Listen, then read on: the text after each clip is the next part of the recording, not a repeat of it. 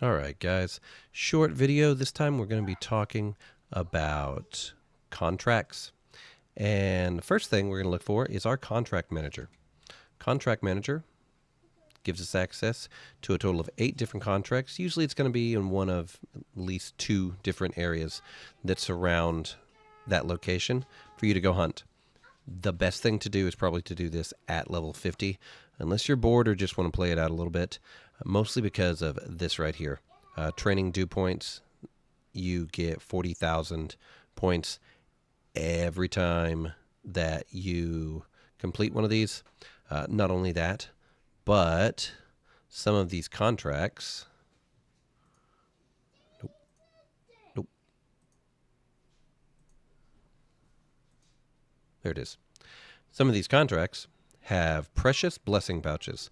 This is what you're going to look at. I've seen some crazy thing online. I don't know if it was real or not, where there was multiple of them, but these are what you're looking for, mostly because you're going to be able to possibly get some really good stuff, including purple gear off of them. That's why everyone recommends you waiting until level 50 because of those rewards. You do get abyssal contract token points that you can feed your abyssal contracts tokens, and then you get a little bit of magical powder. I mean, there's some currency, but it's not that big of a deal. And how you make sure that you get it, that was the last one that I got. It was a pouch right here.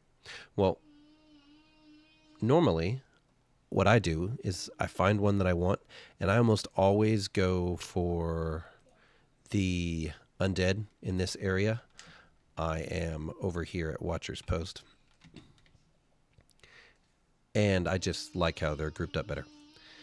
And then if there's a pouch, I hit refresh, and then when I get done with these 5 next, I will come back and I will pick one of these, whichever one I want. Most people do the blue for your weapon stones, the red for your weapon stones, and then they will do your blue, and then they'll do like yellow and green. These things, if you need some crafting, I've needed some of these, so I've done them before. Same thing with some of the parchments as well. Really just finding out what you're doing if you're trying to craft, or if you're just going to try and make weapon growth stones and stuff, then that'd be a good thing to keep up with. But yeah, so whenever I come back with these, I'm going to pick one of these, and then I'm going to hit refresh and see if I can get me a pouch. Your sundries merchant is going to have another kind of this, and they're going to be your allied resistance contracts. Those are for Tails Tower, and then you can get these, which are only weekly, unfortunately, which will give you extra contracts for some of your different dungeons, like the Shadow Crypt. As you can see, when you click on an item, and this very useful menu, get accustomed to this, and you click how to acquire, these are only really going to be acquired at the Sundries Crafter at these locations. My favorite is going to be down here at Stoneguard, mostly because I like to go there for crafting because they do purple. As you can see at the crafter, like so many things in this game, you can actually craft these contracts and be specific which ones you want. So you don't have to wait for them to refresh so that you can buy them from the merchants. And you can use your allied force seals to craft them there. I normally just buy them from the sundries merchants. I just didn't have any luck to be able to craft that many of them as we've gone through.